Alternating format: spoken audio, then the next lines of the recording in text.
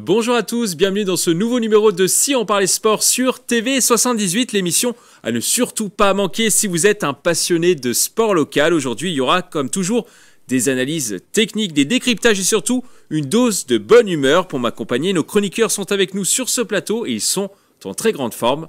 Présentation. On commence à ma droite, musique, c'est l'un des pères fondateurs de cette émission. Il adore le sport et plus particulièrement le cyclisme. Il n'hésite jamais à aller au combat pour défendre ses idées. Notre capitaine Yann Dujarrier est avec nous pendant une heure. Comment allez-vous ? Ça va très très bien. Ça va bien. Toujours quand on est sur le plateau. On approche de Noël aussi. On approche de Noël, oui. Vivement le Black Friday pour finaliser les cadeaux. Plein de cadeaux pour vous ce vendredi du coup. Voilà. On continue à gauche, musique. Vous reconnaissez sa musique, c'est un véritable Italien. Il adore la cuisine italienne, il adore passer ses vacances en Italie dans son village de Diamante. Comme tous les Italiens, il aime le sport et surtout le football. En F1, il supporte la Scuderia Ferrari. Notre Italian lover Grégory Canale est avec nous. Bonsoir Mickaël, bonsoir Yann, bonsoir à tous. Oui, que de stéréotypes, l'Italie, la Ferrari en Formule 1, la Juventus dans le football, voilà, plein d'équipes à supporter. Vous confirmez en tout cas ? Je confirme, oui, tout à fait, que je suis derrière la Scuderia Ferrari, bien sûr. Vous vivez Italie. Je vis Italie à 100%. On passe de l'autre côté, musique. Il n'était pas présent sur la dernière émission, mais il est bien là avec nous aujourd'hui. C'est un véritable combattant. Lui aussi aime aller au combat et donner quelques coups de poing dans la mêlée. Mais rassurez-vous, il n'est pas méchant. Lors des troisièmes mi-temps, notre gladiateur Pierre Chevalier du Rugby Club de Versailles est avec nous pendant une heure. Forme bonheur à tous, salut les copains, glad to be back. Et oui, effectivement, les troisièmes mi-temps, ça se fait de manière beaucoup plus glissée, beaucoup plus soft. Pas de coup de poing pendant les troisièmes mi-temps. Ah non, pas besoin. Non, pas besoin. Surtout pas besoin. Toujours avec modération, bien sûr. Avec qui Avec modération. Alors, nous aurons seulement 3 chroniqueurs avec nous aujourd'hui, mais ils sont tellement bons qu'ils feront le travail de 4 chroniqueurs sur ce plateau. Mais nous aurons avec nous un invité de prestige en visio, le skipper versaillais musique. On écoute, le skipper versaillais Éric Bellion est avec nous. Il a terminé 9e du Vendée Globe en 2017. Il a fini 23e de la Route du Rhum en 2022 et il a malheureusement abandonné sur cette Transat Jacques Vabre 2023. Alors comment allez-vous, Éric ? Comment allez-vous ? Comme un marin qui a pris le départ d'une course, qui est resté que 24 heures en course et qui a rencontré un ovni et qui est rentré à la maison, un peu la queue entre les jambes. Bon, on en parlera un petit peu plus tard dans l'émission. Vous gardez quand même le moral ? J'ai des hauts et des bas, mais là je vais récupérer mon bateau, donc c'est plutôt un haut. Mais okay, non, j'aime pas abandonner. On verra ça un peu plus tard dans cette émission. Alors avant de passer au programme de l'émission et de parler de la Transat Jacques Vabre 2023, on va parler football ou plutôt cuisine. Le Paris Saint-Germain est devenu le premier club de football français à éditer un livre de cuisine assez à couleur. Cet ouvrage intitulé « À table avec le Paris Saint-Germain » met en avant 70 recettes de cuisine des joueurs emblématiques du club. Le livre est tout de même signé par le chef doublement étoilé David Toutain. Chacun des joueurs y présente 7 de leurs recettes favorites. La feijoada à la manière de Marquinhos, je ne sais pas si je le prononce bien. Feijoada. Voilà, exactement. C'est exactement ça pour Marquinhos. Le couscous de légumes d'enfance d'Achraf Hakimi. La recette de crêpes de Presnel Kipembe.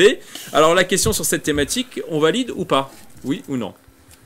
Non, vous ne validez pas, Pierre. Non pour vous, Yann.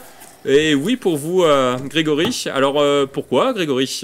Non, moi je disais en rigolant à jamais les premiers, parce que c'est vrai que les supporters parisiens disent souvent aux Marseillais qui n'ont pas vraiment gagné la Ligue des Champions. Les supporters marseillais disent à jamais les premiers, parce que c'est le seul club français qui a gagné la Ligue des Champions. Et bien le Paris Saint-Germain restera dans l'histoire comme le premier club à sortir son livre de cuisine.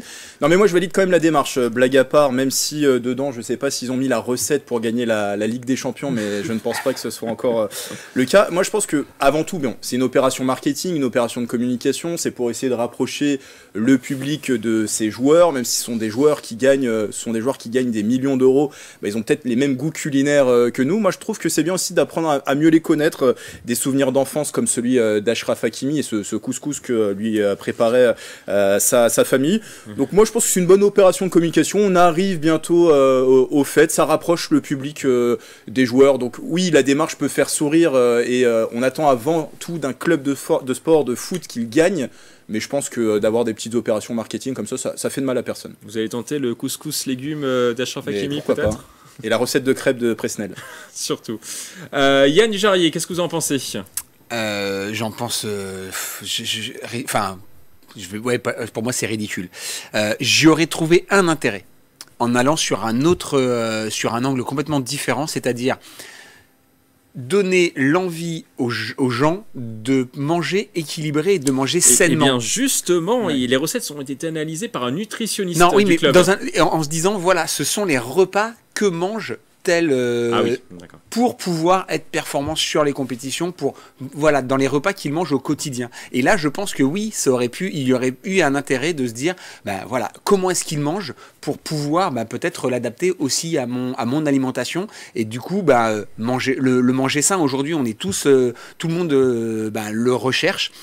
Là, en effet, se dire, les grands champions, les grands sportifs, les sportifs de haut niveau, comment est-ce qu'ils s'alimentent, quels sont les ingrédients, les plats qu'ils aiment, et peut-être, du coup, avoir des recettes pour pouvoir les prendre. Moi, si ça avait été cet angle-là, j'aurais validé à 200%.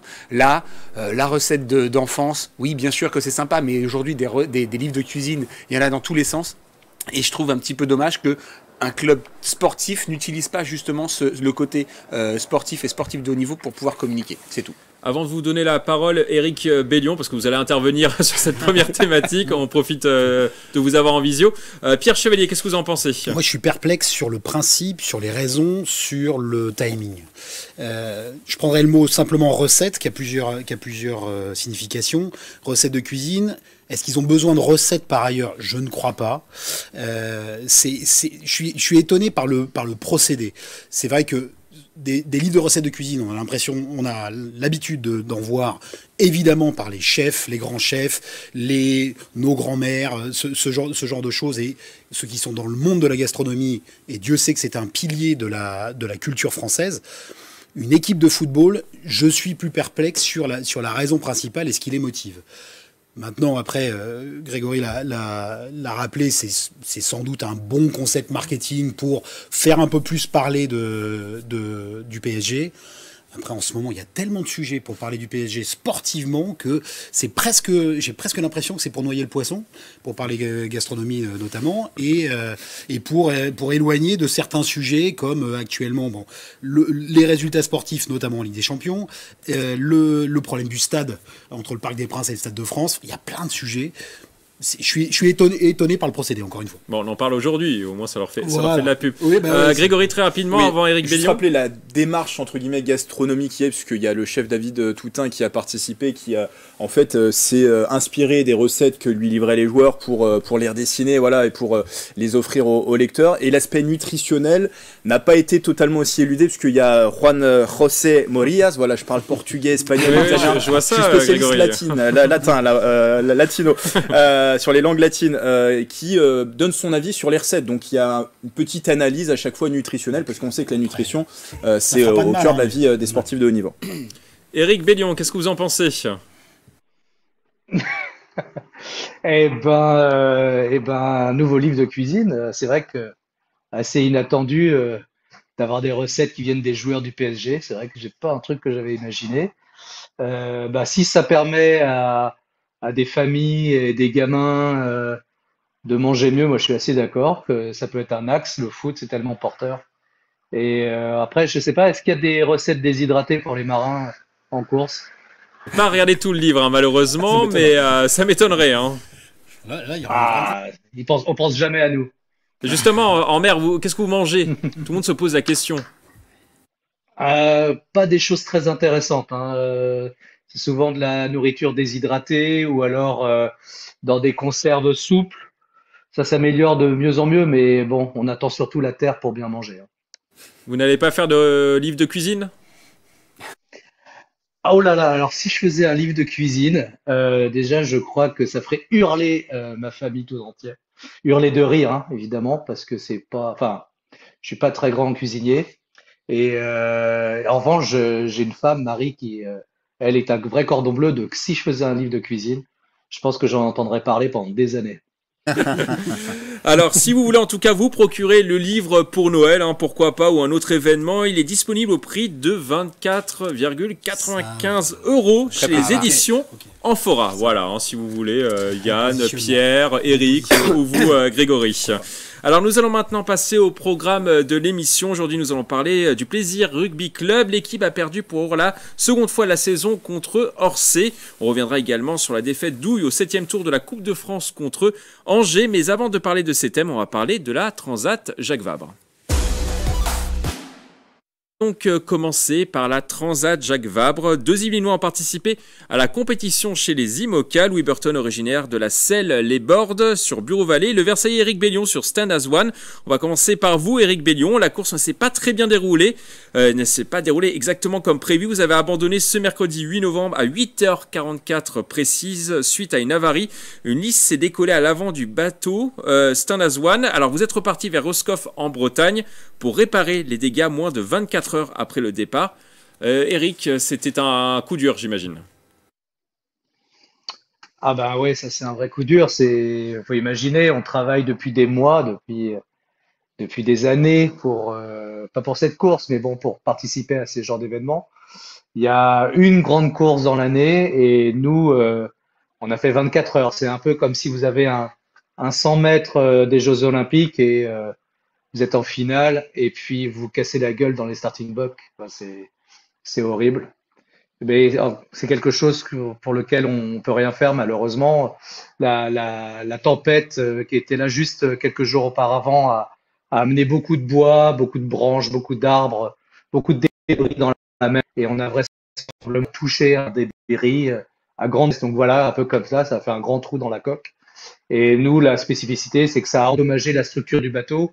Il faut savoir que nos bateaux, c'est un peu comme des œufs, c'est-à-dire que quand on les saisit en entier, ils sont très solides, très rigides, mais quand on les poinçonne sur un côté, quand on appuie juste sur un côté, ils se cassent. Donc c'est à la fois très fragile et très solide. Et voilà, donc c'est horrible parce que pour toute l'équipe, tous les partenaires, tous ceux qui ont travaillé, ça s'est arrêté bien trop tôt.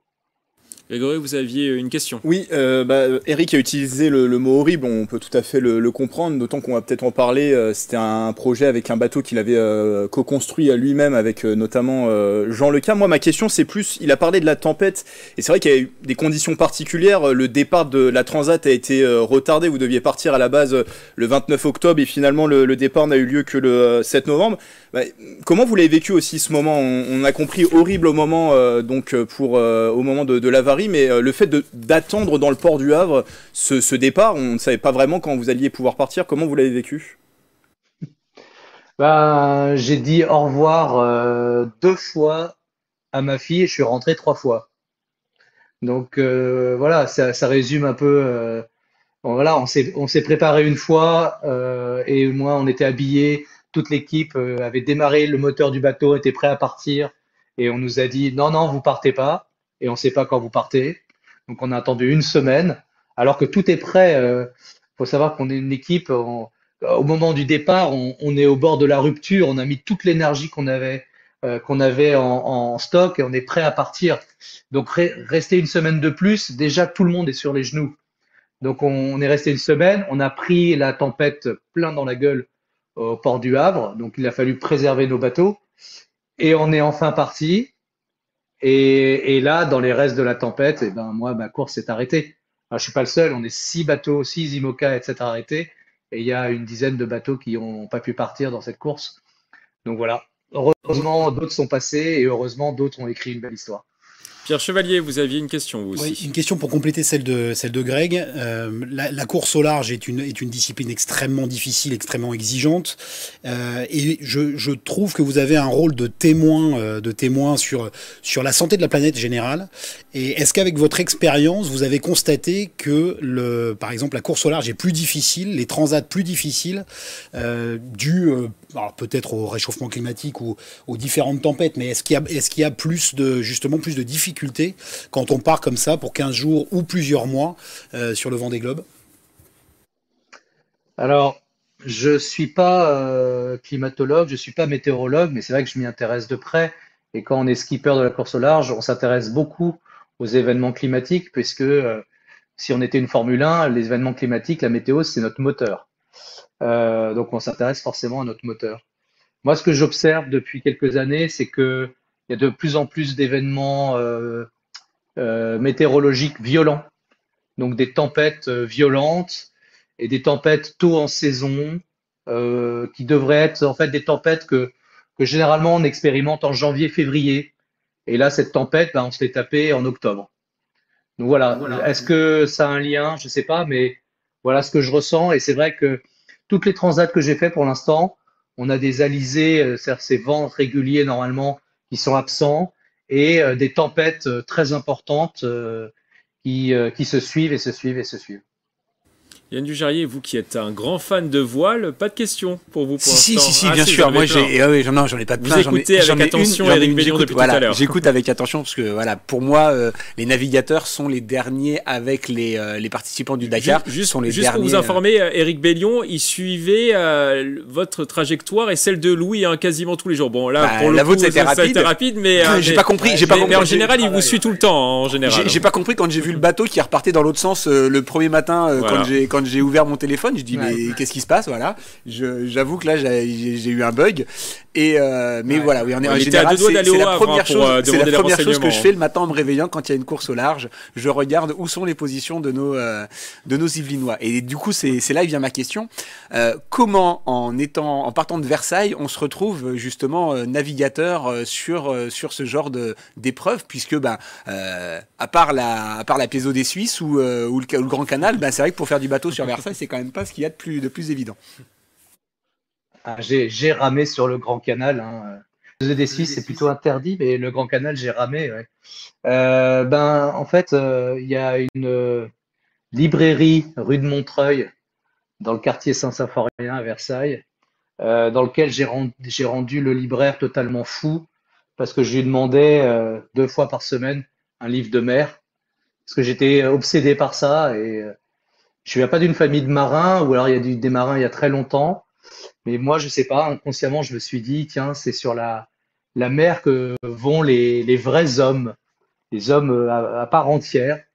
J'ai grandi avec cette idée-là et j'ai toujours été attiré par ça, et donc voilà, c'est par la littérature que je suis arrivé à faire ce métier de marin. Donc c'est une passion, mais toute jeune. Mais ouais, c'est ça la question, c'est d'où vient comment est-ce qu'elle est arrivée? Parce que en effet, moi vous m'auriez dit j'allais en vacances l'été en Bretagne, et en effet j'ai fait des stages de voile, j'aurais pu comprendre quoi. Mais là non, c'est pas le cas. C'est incroyable et c'est un super parcours quoi. Ouais, en fait c'est par le rêve, et vraiment par la lecture de ces livres. J'ai lu les grands classiques, de ces grands aventuriers, tous les pionniers qui ont créé ce sport. Et à 15 ans, nous, nos parents, ils nous emmenaient plutôt en camping-car qu'à la voile. Donc à un moment, le camping-car était devenu un peu petit pour un ado de 15 ans avec sa famille. Et j'ai eu la chance d'avoir des copains dont les parents avaient un bateau. Et je suis allé naviguer avec eux et j'ai vu que ça me plaisait. Et en fait, toute ma vie, je l'ai consacrée après à ça, aller faire du bateau toujours plus loin et toujours plus vite. Au niveau de la course, on va revenir à ces courses au large. Il y aura notamment le Vendée Globe l'année prochaine. Qu'est-ce que ça change pour vous, cet abandon au bout de 24 heures pour ce Vendée Globe?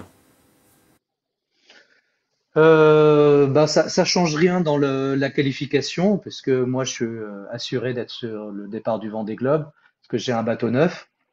Ça change des choses dans ma préparation technique, parce que remplacer 2 transats en termes d'expérience, c'est très compliqué. Donc je vais manquer d'expérience sur mon bateau. Il va falloir que j'aille chercher d'autres navigations, d'aller naviguer encore plus fort que ce que je pensais l'année prochaine pour me préparer. En revanche, il y a un point positif, parce que moi je suis câblé comme ça, j'essaie de trouver des choses positives à tous les problèmes. Et c'est que je me suis rendu compte à quel point je déteste l'abandon. C'est la première fois que j'abandonnais de ma vie. Et il n'est pas question que je réabandonne. Donc je sais que je vais me donner encore plus de moyens maintenant pour préparer le mieux possible mon bateau et me préparer le mieux possible pour surtout que ça ne recommence pas. Je précise que ça sera votre deuxième Vendée Globe. Vous aviez terminé le premier Vendée Globe sur lequel vous aviez participé. Grégory, vous vouliez poser une question sur le bateau, je crois. Oui, sur le bateau, puisque on a commencé à l'évoquer tout à l'heure, c'est un bateau qui a été justement construit par Eric avec Jean Lecam et David Raison, justement pour le Vendée Globe. Et il y a eu un choix fort qui a été fait sur le bateau quand on voit, voilà, c'est un peu le diktat de la vitesse, ces courses à la voile avec ces foils qui donnent l'impression de faire léviter les bateaux sur la mer. Vous avez fait le choix justement, vous, de ne pas prendre de foils, de pas de mettre de foils, mais plutôt des dérives droites. Juste pour ceux qui connaissent pas le monde de la voile, qu'est-ce que ça change concrètement et pourquoi vous avez fait ce choix? On a fait un choix raisonnable et avec Jean Lecam, on s'est posé cette question. De quoi a-t-on réellement besoin pour être performant sur le Vendée Globe? Et on s'est tourné vers les faits. On a vu que sur le dernier Vendée Globe, les bateaux à dérive droite, c'est-à-dire les bateaux qui restent dans l'eau, qui ne volent pas au-dessus de l'eau, et ben en fait allaient aussi vite sur le Vendée Globe que les bateaux à foil. Les bateaux à foil, c'est une solution technique extrême. Ça fait des images extraordinaires de bateaux qui volent au-dessus de l'eau. Mais pour un homme tout seul autour du monde, avec tous les problèmes que ça engendre, les problèmes techniques, les problèmes de charge, les problèmes de survitesse, eh bien, les bateaux à dérive droite, en fait, ont toutes leurs chances. Et si on met ça avec le fait que ces bateaux coûtent 2 fois moins cher, qui sont beaucoup plus fiables, qui nous permettent d'aller naviguer plus longtemps, plus souvent, eh ben.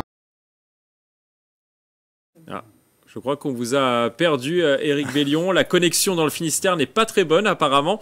Alors, on va quand même parler de notre deuxième Yvelinois, Louis Burton, qui s'est classé à la 16e place. Il a terminé la course ce mardi 21 novembre à 16h58. Il nous avait envoyé une petite vidéo pendant la traversée. On regarde et on espère retrouver juste après Éric Bellion. Salut les Yvelines! Salut! Bienvenue à bord de Bureau Vallée. Vous voyez Davy à moitié nu parce qu'il s'est fait passer dessus par une vague. Voilà, tout va bien, on est sorti des îles Canaries. On a remonté quelques places depuis notre tonalité depuis le départ. Et puis maintenant on arrive dans l'Alizé. Caractéristique de l'Alizé, il y a du vent, il fait beau, chaud. Ça va vite. Et le bateau va vite.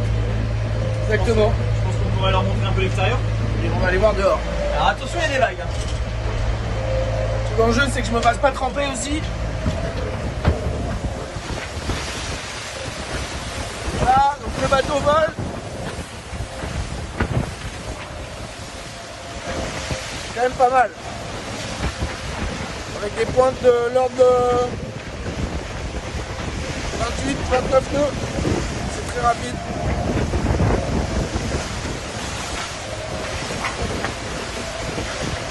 Bon, j'espère que ça vous plaît. Nous, on va bientôt voir les premiers poissons volants. On aura des images. À bientôt.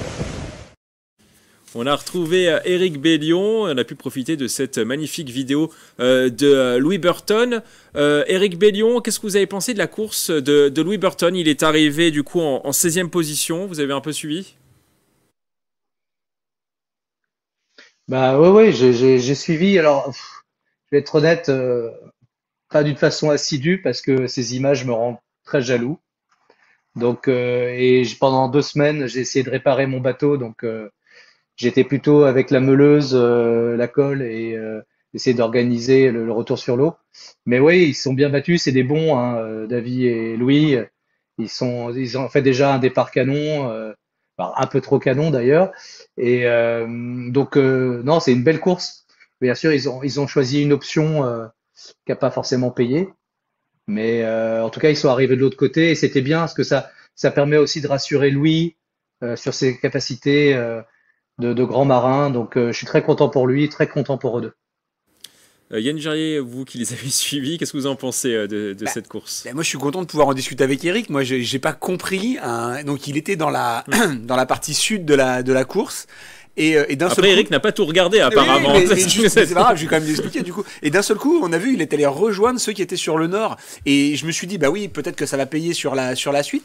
Mais globalement, ça n'a pas chamboulé le classement. Et ça m'a paru vraiment bizarre de le voir tout seul reprendre à droite pour aller rechercher le deuxième peloton qui était un peu plus au nord. Est-ce que Est-ce que c'est le genre de décision que Louis est capable de faire parce qu'en effet sur le Vendée Globe il est aussi capable de prendre des options que personne va aller chercher, ou est-ce que c'est quelque chose que vous aussi vous auriez pu envisager à un moment ou un autre? Ouais, alors on sait jamais ce qu'on fait sur l'eau. Faut être vraiment dans la décision pour pouvoir avoir une critique dessus. Ouais, je pense que de toute façon il y avait dès le départ, il y avait deux choix à faire. Soit fallait prendre la face nord, qui était la face la plus ardue, avec du vent fort, avec du pré, c'est-à-dire du vent de face, la mer de face, et tout le monde savait qu'il allait avoir une grosse dépression, qu'il allait être enfin, une grosse tempête devant sur le chemin. Donc il fallait être armé pour et se dire ok, je vais au combat. Et il y avait une option sud qui était déjà moins payante, mais avec les vagues dans le bon sens et le vent dans le bon sens. Donc quand on est au début d'une transat, on se dit vaut mieux arriver de l'autre côté. C'est le vainqueur, c'est celui qui arrive. Donc je pense que lui, il a dû se dire bon bah je fonce avec les vagues dans le bon sens et le vent dans le bon sens. Et je pense que ces logiciels, ils ont dû lui montrer que en fait ça allait vraiment pas payer et qu'à un moment donné, il fallait raccrocher avec les gens du Nord qui avaient choisi la face Nord. Mais le courage paye toujours et c'est ceux qui ont décidé d'y aller avant qui de toute façon étaient gagnants. Donc il a essayé de se raccrocher et gagner quelques places avec les gens qui poursuivaient au sud, mais ça pouvait pas gagner plus. Okay. Grégory Canale, qu'est-ce que vous en pensez, vous, de la course de Louis Burton? Au-delà du classement 16e qui peut peut-être nous laisser sur notre faim quand on connaît ses capacités, moi je pense que le vrai point positif dans cette course, c'est qu'il l'a terminé. Parce qu'on se souvient que sur les deux dernières grosses courses, Louis Burton avait, en compagnie de Davy Baudard, ils avaient dématé et du coup, ils avaient dû abandonner. C'est aussi une situation, alors c'est pas exactement la même situation qu'Eric, il est aussi sur un nouveau bateau, mais qu'il n'a pas construit, hein, au contraire d'Eric. C'est un bateau qui avait fait le dernier Vendée Globe et qu'il a racheté. Voilà, l'idée d'ici ce Vendée Globe, c'est de se faire la main, en quelque sorte, sur ce nouveau bateau. Il avait été contraint à l'abandon dans les deux dernières grosses courses. Donc là, au moins, il termine cette course et ça, c'est le gros point positif à retenir. Petit point négatif, c'est qu'encore une fois, il a écopé d'une pénalisation comme au Vendée Globe pour avoir été trop rapide au départ. Eric le disait de manière assez humoristique. Oui, il a envie d'y aller à chaque fois, Louis Burton. Pierre Chevalier, qu'est-ce que vous en pensez, vous? Ouais, une question sous forme de question pour Eric. Dernière question, après il faudra libérer Eric. Ok, de béotien de la course au large, comment se font les choix de catégorie? Qu'est-ce qui guide les choix entre IMOCA et Ultime, par exemple? Est-ce que c'est des questions de budget ou est-ce qu'il y a d'autres raisons qui guident votre choix? L'IMOCA est le bateau qui fait le Vendée Globe. Donc tous ceux et celles qui ont un IMOCA aujourd'hui et qui sont dans cette catégorie, et en fait, il n'y a qu'une envie, c'est de faire le Vendée Globe. Toutes les courses sont là pour nous préparer au Vendée Globe qui a lieu tous les 4 ans et qui est notre Coupe du Monde à nous. Donc voilà, les ultimes, eux, sont beaucoup moins nombreux. Ils sont 5 ou 6, ça dépend des fois, et c'est des budgets 5-6 fois plus importants, avec des courses beaucoup moins populaires que le Vendée Globe.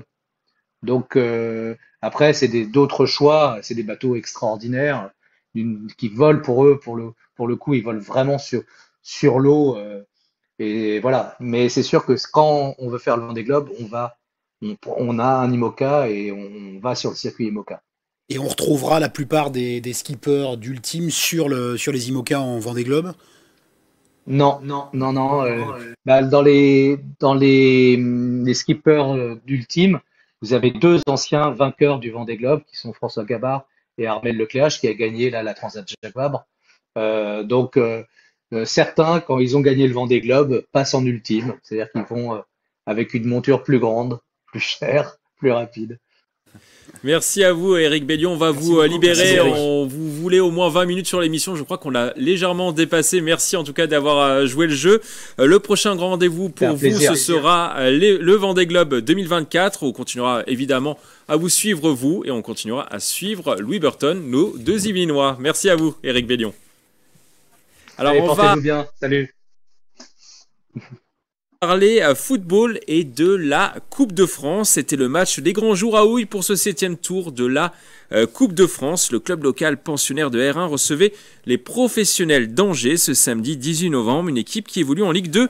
Après 45 minutes très équilibrées sur un terrain humide, ce sont finalement les visiteurs qui ouvrent le score grâce à Loïs Diony. 1-0, ce sera le score à la pause. En seconde période, Houille n'abdique pas, tente d'égaliser et se procure des situations, mais ce sont finalement les Angevins qui font le break à la 90e minute suite à ce penalty 2-0. On va peut-être le voir à l'image. La logique a été respectée ce samedi sur cette pelouse yvelinoise. On écoute les réactions.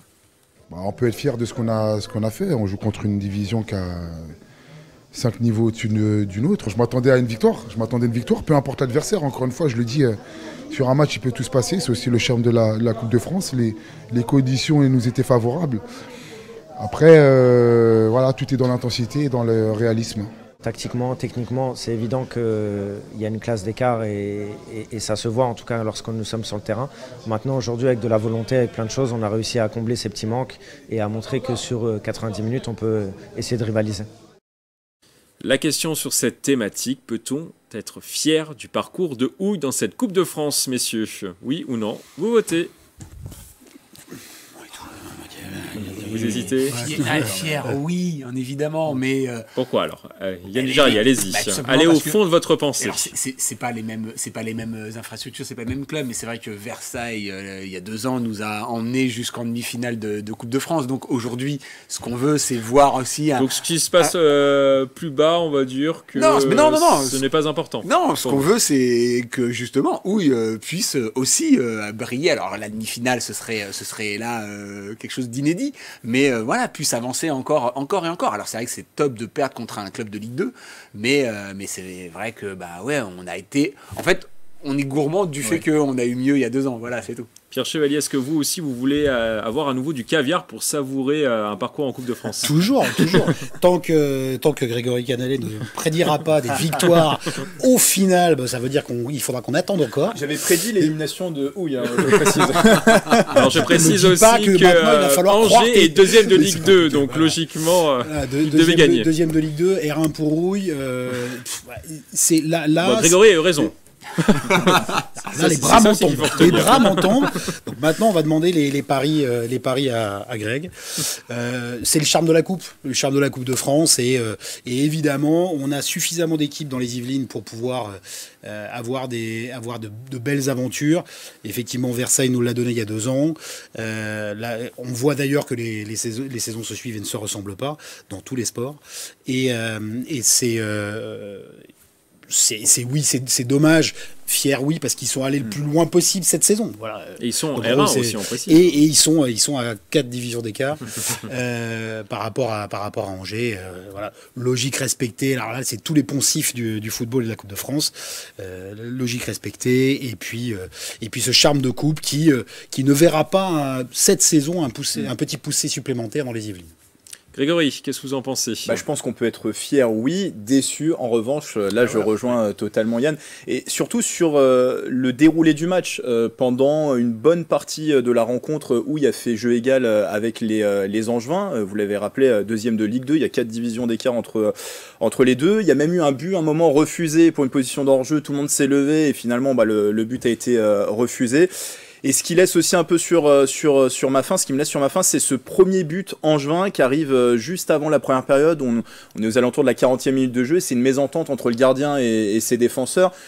Donc voilà, il y avait peut-être un petit peu de pression, mais c'est dommage au vu des faits du match. Et finalement, Angers n'a inscrit son 2e but qu'à la toute fin du match sur penalty. C'est dommage que les joueurs de Houille n'ont pas créé un peu plus la surprise, créé un peu plus d'exploits et essayer d'emmener Angers dans ses retranchements. L'autre réussite de ce match, alors c'était pas une réussite, mais il y a une vraie réussite, c'est qu'il y avait quand même 2000 spectateurs dans ce stade Maurice Baquet de Houille, avec des conditions, on l'a vu, assez difficiles. Hein. On félicite d'ailleurs les dirigeants qui ont organisé un super match de Coupe de France. Parce qu'à un moment, il était peut-être prévu d'aller jouer à Angers. Angers était prêt à les recevoir. Ils ont pu finalement organiser ce match à Houille. Donc du coup, stade plein, même si effectivement les conditions n'étaient pas au rendez-vous. Et bon, oui, déçu aussi parce que Houille, c'était déjà ici assez loin, Coupe de France, 32e de finale. 32e de finale en 2018. Donc ils avaient perdu contre Concarneau. Ils ne vont pas récidiver, mais bon, on peut être quand même fiers d'eux. Petit bémol sur la publicité, sur la qualité des infrastructures des Yvelines. Là, on sait que vu la pluviométrie qu'il y a eu, c'était déjà bien de pouvoir recevoir ce match. Mais finalement, ça donne un terrain qui est à la limite du praticable. Bon, ça désavantage les deux équipes. Hein, donc, de toute façon, c'était bien d'avoir quand même un stade plein autour d'une piscine, peut-être, d'un terrain de foot. Petit coup de gueule peut-être pour vous du côté du penalty, Grégory Canalé, avec cette Panenka qui a été marquée en fin de match à la 90e minute par les Angevins. Abdelli qui a marqué sur penalty, donc qui est venu inscrire je ne sais pas si on peut revoir le penalty. Le but à 0, je ne sais pas si on va pouvoir le voir, mais en tout cas, c'est vrai que moi j'ai trouvé... Voilà, c'est quand même une équipe de Ligue 2 qui vient affronter le Petit Pousset, ça doit être une grande fête, et là il y a ce penalty à la fin de match, je ne sais pas si on va pouvoir le voir, et le joueur Abdelli d'Angers s'est dit pourquoi pas faire aller une petite Panenka, histoire d'humilier, d'enfoncer totalement les joueurs de Houille et d'humilier le gardien adverse. J'ai trouvé le geste assez bas, voilà, c'était pas très classe. Panenka pour terminer un match, qu'est-ce que vous en pensez, Yann Dujarrier? Il n'y a plus d'enjeu, quoi. Il mène déjà 1-0, en effet, on peut le jouer de manière plus classe. Et du coup faire un vrai tir au penalty avec le risque que le gardien l'arrête, mais ça n'aurait pas changé de toute façon le jeu. Là, c'est vrai, comme tu dis, la Panenka, c'est un peu c'est pas un beau geste. C'est pas un beau geste. On l'avait pas visiblement, mais c'était une Panenka. Voilà, on peut revoir le résumé du match sur la page YouTube de TV78. Alors, il a réalisé quand même un beau parcours. Hein. Ils ont éliminé Écouen, ils ont éliminé Linas Montlhéry, un spécialiste de cette Coupe de France au 5e tour, Courcouronne au 4e tour, Rennes-Malmaison au 3e tour. Qu'est-ce que vous en pensez, vous, Grégory, notamment Linas Montlhéry, qui était un spécialiste de cette Coupe de France, qui avait affronté le Paris Saint-Germain, qui avait déjà éliminé une équipe de Ligue 1. C'était, il me semble, si je dis pas de bêtises, je me demande si c'était pas Angers à l'époque qu'ils avaient éliminé déjà Linas Montlhéry, à vérifier. En tout cas, ils ont l'habitude d'éliminer des gros. Ils s'étaient hissés jusqu'en 32e et ils avaient fait un énorme match devant 15 000 spectateurs face au Paris Saint-Germain. Bon, ils avaient pris une valise à la fin, mais voilà, d'être là. Donc oui, parcours honorable, mais il manque quand même cet adversaire de haut rang, et ça aurait pu être effectivement Angers. Voilà, il manque cette magie de la Coupe de France, du petit poussé qui sort un gros. Ils ont sorti Linas Montlhéry qui évolue une division au-dessus, effectivement en National 3, mais on aurait voulu voir peut-être un club professionnel échouer face à Houille. Alors, Houille devra maintenant se reconcentrer sur le championnat de R1. Les Yvelinois occupent pour l'instant la 9e place du classement après 6 journées disputées. On va maintenant parler rugby. Je vous vois sourire. Pierre Chevalier dans le championnat de Fédéral 2. Plaisir s'est incliné 31-28 sur sa pelouse dans le choc de cette poule contre Orsay lors de la 8e journée. C'est la 2e défaite du club cette saison. Au classement, Plaisir est toujours premier. Mais le club ne compte que 2 points d'avance sur l'Heureux et Orsay. Versailles est 8e et le MLSGP est 9e. La question sur cette thématique, le club de Plaisir va-t-il monter cette saison? Oui ou non, quand on voit le début de saison de Plaisir? On va peut-être voir le classement déjà pour vous faire une petite idée. Voilà, on voit le classement qui s'affiche. Plaisir, 34 points, l'Heureux 32, Orsay 32, Saint-Malo 31, Gennevilliers 24. Donc on voit déjà qu'il y a un petit fossé qui s'est créé avec le 5e. Qu'est-ce que vous en pensez? Alors pour vous, vous êtes mitigé, Grégory? Oui pour vous, Yann Dujarrier, et oui pour vous, Pierre Chevalier. Alors pourquoi, Grégory? Pourquoi vous êtes partagé? On donnera ensuite la parole à Yann et ensuite à Pierre. Parce qu'on a joué 8 journées, on est encore très loin. Alors certes, Plaisir a fait un très bon début de saison, même si sur les 2 dernières semaines, ils ont collectionné leurs 2 seules défaites de la saison, 2 défaites en 2 matchs d'affilée. Et surtout, Pierre le dira très bien, parce que lui est spécialiste de cette discipline. Il y a 2 championnats en fait. Il y a une première phase régulière où effectivement, si Plaisir se qualifie dans ces phases finales, aura réussi déjà un premier objectif. D'ailleurs, c'est l'objectif qu'ils se sont fixés en début de saison, c'est de pouvoir se qualifier pour les phases finales de Fédéral 2. Et après, c'est un autre championnat, en fait. Donc, c'est compliqué de se projeter. Peut-être qu'après 6 ans passés en Fédéral 2, il y a l'expérience enfin nécessaire pour pouvoir espérer monter en Fédéral 1. Mais je pense qu'il est encore trop tôt pour se dire si oui, Plaisir pourra le faire. Ils en ont les capacités. Après, est-ce qu'ils pourront le faire? Ça, c'est la question qui reste à élucider. Yann Dujarrier, qu'est-ce que vous en pensez? Voilà, la même chose. Alors, C'est trop tôt pour vous? On a fait un tiers du championnat. Il y a 12 équipes, donc en 22 matchs, on est à 8, donc on a fait un tiers seulement. Et par contre, là où ça aurait pu être différent, c'est s'ils n'avaient pas perdu les 2 derniers matchs. Ça veut dire qu'au niveau numérique, ils seraient quand même bien au-delà. Et là, on pourrait se dire, bah oui, après, ils ont perdu la 7e journée à 19-16 contre Gennevilliers. Donc c'était quand même assez serré. Hein. C'est des scores serrés à chaque fois. C'est des scores serrés, mais ça n'empêche que c'est de la défaite. Alors on prend 1 point parce qu'on a le bonus défensif, mais c'est pas la victoire à 4. C'est pas la victoire à 4 points. Maintenant, ce que l'on peut dire, c'est que ils ont quasi atteint le premier objectif qui est la qualification pour les phases finales. Puisqu'il y aura 6 clubs qualifiés. Et là, comme on l'a vu, il y a un trou avec le 5e. Normalement, ça devrait bien se passer pour ce premier objectif. Après, l'objectif de cette saison, pour plaisir, c'est de terminer aux 2 premières places. C'est une qualification directe, parce qu'il y a une phase de barrage. Il y a une qualification directe, au-delà de la 2e place. Ouais. Les 2 premiers, pour l'instant, c'est normal qu'à la 8e journée, les 2 premières places du championnat ne soient pas encore définies. Mais ballottage favorable, puisqu'ils sont premiers du championnat et que ça s'est plutôt bien passé. Il va falloir remettre le gouvernail dans le bon sens pour les prochains matchs, tout simplement. Pierre Chevalier, qu'est-ce que vous en pensez? Alors bien placé vous qui les connaissez bien. Voilà, bien placé pour pouvoir en parler parce que notre équipe versaillaise est pour la 2e année consécutive dans la poule de plaisir. Je prendrai le passé et le présent. C'est un plaisir de les avoir ou pas? Ça fait toujours plaisir. Ça fait toujours très plaisir de les avoir parce que c'est là sur cette saison de Fédéral 2, on a trois équipes des Yvelines. Donc passé et présent pour plaisir. Ça fait 8 saisons que Plaisir est en Fédéral 2, qui est construit son projet justement sur le long terme, avec depuis 2 saisons l'objectif annoncé de la montée en Fédéral 1. Nous, petits poussés versaillais, qui sommes dans cette poule que depuis 2 saisons maintenant, la 2e saison, on mesure à quel point, comme je disais tout à l'heure, les saisons se suivent et ne se ressemblent pas, avec des difficultés à surmonter, on en parlera peut-être. Mais pour plaisir, le passé, c'est ce qu'ils ont construit dans la durée et en profondeur sur la structuration du club, qui donne un groupe, en plus avec un recrutement a priori ciblé, bien senti sur cette saison, un groupe de qualité et qui a la maturité. En gros, c'est le passé a donné ça. C'est cette saison en Fédéral 2 ont donné cette expérience-là, la maturité nécessaire pour aller loin. Le présent, c'est ce que j'ai vu constaté sur le début de saison. Vous l'avez tous rappelé. Début de saison canon de plaisir, qui met la main sur cette poule 8 de la Fédérale 2. On a l'impression qu'ils allaient s'envoler, finalement. Et pour le coup, pour les avoir affrontés, on a pris une fessée, on a pris une belle danse, et qui était totalement méritée. Il n'y avait pas photo sur ce match-là. Et puis, effectivement, la saison se passe et on a là 2 défaites, une contre Gennevilliers, une contre Orsay. À chaque fois de peu, effectivement, il y a eu un démarrage diesel à Orsay où ils ont été menés de plus de 20 points, 21-0 je crois à la mi-temps, et pas 0 mais de 21 points et ça a été et après Plaisir est revenu dans la partie, donc il y a des ressources aussi, mais il y a aussi des failles. Il y a sûrement des failles. Donc, pour répondre à la question, est-ce que Plaisir va monter? J'ai envie de dire oui parce que c'est les Yvelines, même si on a encore des derbies à jouer, bien sûr.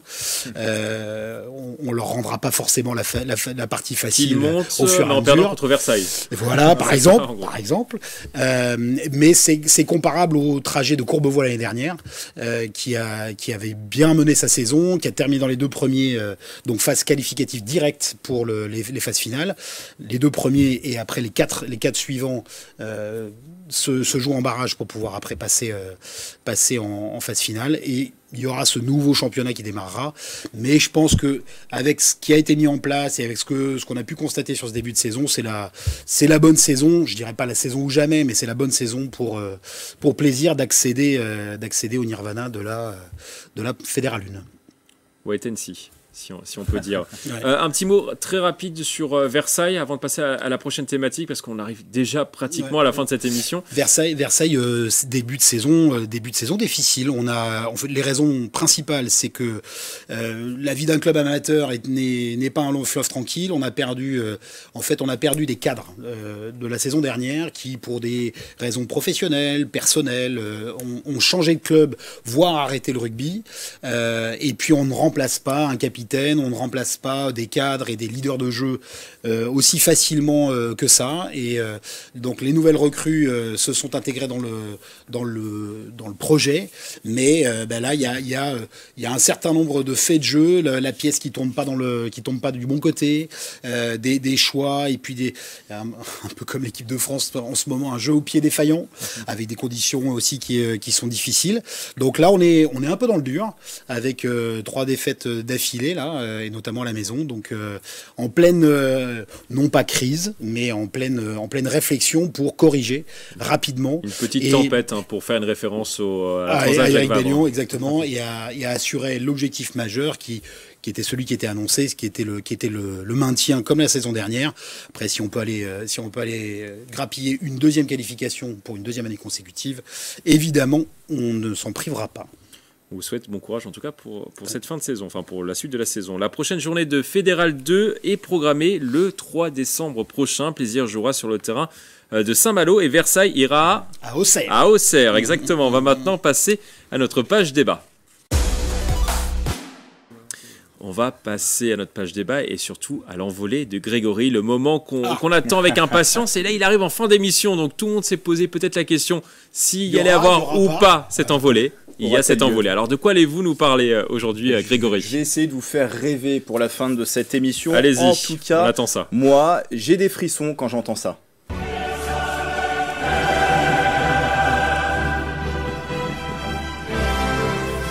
Vous ne chantez pas, Grégory. Ils sont les meilleurs, these in the best, these are the champions. Des paroles trilingues en français, en allemand et en anglais qui résonnent dans la tête de beaucoup de passionnés de football, beaucoup de passionnés de sport en général.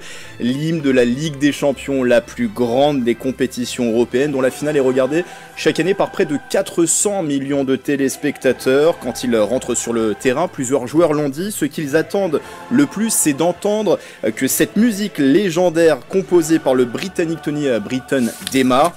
Moi-même petit, je me rêvais à jouer la Ligue des Champions rien que pour cet air galvanisant avec le maillot de mon équipe de cœur, la Juventus.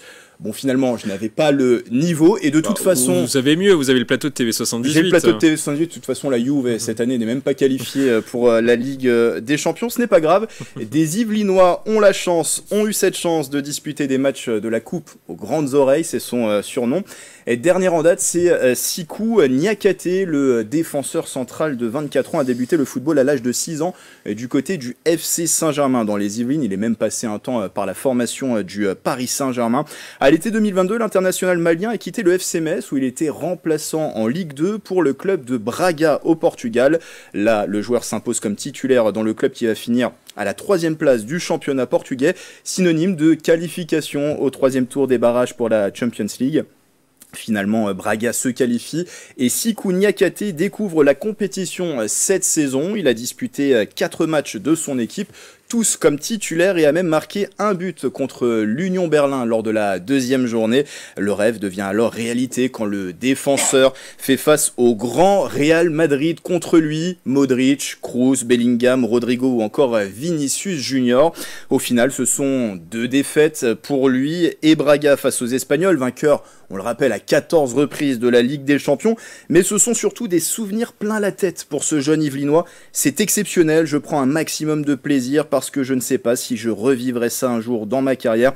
On va dire que j'étais un peu dans le trou en France et désormais je me frotte aux plus grands attaquants du monde. Voici ce qu'il a déclaré au journal L'Équipe. Sikou Niakate a en tout cas bien raison, carpe diem, cueillir le jour sans se soucier du lendemain car l'essentiel a été accompli pour lui. D'autres pépites de notre territoire ont eu la chance comme lui de vivre ce rêve éveillé de la Ligue des Champions. Matteo Guendouzi notamment, 24 ans, milieu de terrain qui a vécu à Verneuil-sur-Seine, qui a découvert les joies de la Ligue des Champions l'année dernière avec l'Olympique de Marseille, Mickaël. Je m'en souviens. Guendouzi disputera d'ailleurs 6 matchs dans le tour principal avec l'OM et marquera 2 buts. Puis pour continuer de disputer cette très belle compétition, la plus belle des compétitions européennes, l'Yvelinois a dû quitter la cité phocéenne cet été, direction l'Italie et la Lazio. Il a joué 4 rencontres cette saison, à chaque fois en partant du banc des remplaçants. Et comment ne pas citer un habitué de cette compétition, Kylian Mbappé, avec ses 65 matchs disputés et ses 42 buts inscrits. C'est notre Yvelinois d'adoption, Kylian Mbappé. Alors certes, il est originaire de la Seine-Saint-Denis, mais il a fait ses classes en étant formé du côté de l'INF Clairefontaine. Il est aussi un peu à nous. Hein. Et depuis 2017, il s'est entraîné régulièrement à Saint-Germain-en-Laye et à Poissy, avec son club du Paris Saint-Germain, un Poissy, nouveau centre d'entraînement. Donc oui, Kylian Mbappé est quand même un peu Yvelinois, le débat est clos. Et c'est sans doute le seul, d'ailleurs, parmi ceux que j'ai cités, qui a une réelle chance de remporter la Ligue des Champions, même si le Paris Saint-Germain s'y est souvent cassé les dents. Il a frôlé la coupe aux grandes oreilles en se hissant jusqu'en finale de l'édition 2020. Car jouer la C1, c'est une chose, la remporter, c'en est une autre. Et je souhaite à Mbappé qu'il puisse atteindre ce doux rêve et marcher dans les pas d'un certain Nicolas Anelka. Et oui, on a peut-être tendance à l'oublier en raison de ses frasques, mais le trappiste a bel et bien remporté la Ligue des Champions en 2000 avec le Real Madrid, même si là on le voit avec les couleurs du Paris Saint-Germain. C'était en finale contre Valence, l'attaquant, 21 ans à l'époque, est titulaire aux côtés de Fernando Morientes. Les Madrilènes l'emporteront 3-0 et lors de cette édition 1999-2000, Anelka inscrit 2 buts et non des moins importants, un but dans chacune des 2 demi-finales disputées face au Bayern Munich. L'international français jouera au cours de sa carrière grâce à ses passages à Arsenal, au Real, au PSG, à Fenerbahçe, à Chelsea ou encore à la Juve. 75 matchs de C1 pour un total de 22 buts inscrits. Chapeau, Nicolas Anelka a montré la voie, disputé la Ligue des Champions et même la gagner quand le rêve devient réalité. J'avais envie qu'on la réentende à la fin parce que termine même par une magnifique musique. C'est un magnifique. Mais en tout cas, ça me met vraiment magnifique la chair de pour poule. une magnifique envolée à Grégory. Encore bravo à vous. Merci. On vous applaudit une nouvelle fois. Qu'est-ce que vous pensez de cette envolée de Grégory, Yann Dujarrier? Je vais pas dire que c'est la plus belle, mais c'est vrai que c'était une très belle envolée. Alors peut-être moins d'actu en ce moment pour pouvoir rebondir sur quelque chose. Bah, Sikou Niakate quand même joue avec Braga la Ligue des Champions. Et là, il joue contre le Real Madrid. Et là on se dit, mais c'est pas le premier quoi. C'est pas le premier joueur français qui... Et alors après, même, je dirais, dans d'autres sports, parce que je vais parler de... Eh ben non, je vais pas en parler, mais de notre double champion du monde de cyclisme sur route, qui, pareil, Julien Lafilippe, voilà, ça m'est revenu, qui était dans des équipes françaises et qui a dû aller en Belgique pour pouvoir éclore. Et bien là, c'est pareil. On a un bon joueur qui est dans des clubs français et il est obligé de s'expatrier au Portugal pour pouvoir se rendre... il le dit lui-même, j'étais dans le creux, on ne me faisait pas confiance. Et là, boum, les qualités sont là. Les qualités sont là. C'est des connexions avec les entraîneurs, peut-être. Clairement. Mais en France, on a quand même les infrastructures pour préparer les joueurs. C'est quand même dommage qu'on ne soit pas capable de les détecter et de pouvoir faire fructifier, tout simplement. Ils ont le niveau, en tout cas. Mais oui, ils ont le niveau, nos joueurs. Pierre Chevalier, qu'est-ce que vous en pensez? Grégory a très bien rendu et restitué le souffle de la Ligue des Champions. Quand on est fan de sport, cette compétition-là, elle est à part. Surtout parce que aussi c'est le football, un sport tellement médiatique et médiatisé, mais je trouve qu'il y a systématiquement chaque année, quand la Ligue des Champions revient, cette espèce de trêve sur tout ce qu'il y a autour. Il y a ce rêve et ce clinquant de la Ligue des Champions qui suscite vraiment toutes les énergies, toutes les envies, tous les souhaits et les rêves de beaucoup de personnes. Les sportifs en eux d'abord, d'ailleurs, mais aussi tous les spectateurs. Donc c'est un rendez-vous que Grégory nous a brillamment rappelé. Le joueur peut-être qui vous a le plus marqué parmi tous ceux qu'il a cités, le joueur que vous affectionnez le plus? C'est celui qui va marquer. Anelka, il y a eu notamment Guendouzi, Mbappé. Le problème quand on voit le parcours d'Anelka, on se dit oui, en effet, purée, il a gagné la Ligue des Champions. Mais il y a eu tellement... Et moi, ce qui m'a marqué, c'est le nombre de clubs que tu as pu annoncer. Ouais. Et là, on se dit, il y a un souci. Aujourd'hui, Mbappé, il a 24 ans, il a 2 clubs. Et il en fera peut-être que 3 dans toute sa carrière. Donc, mais Mbappé, ça viendra. Le seul risque, c'est que ça ne vienne pas avec Paris. Et que de toute façon, il la gagnera. Il la gagnera dans sa carrière, c'est une évidence. Ouais, c'est enregistré. Hein, ça c'est sûr, ça c'est sûr. Je mets comme il gagne un Ballon d'Or, je mets un pari contre Greg Canale. Non, là, je suis sûr de gagner. Mais il va la gagner. Le risque et le X, c'est que ça sera peut-être pas avec le PSG. C'est vrai que Anelka, moi j'ai tenu à lui rendre hommage parce que bon, il est déjà de notre territoire et en fait il a excellemment bien commencé sa carrière, il faut le rappeler, il a gagné la Ligue des Champions avec le Real Madrid, il a gagné aussi l'Euro 2000, il faut pas l'oublier avec l'équipe de France.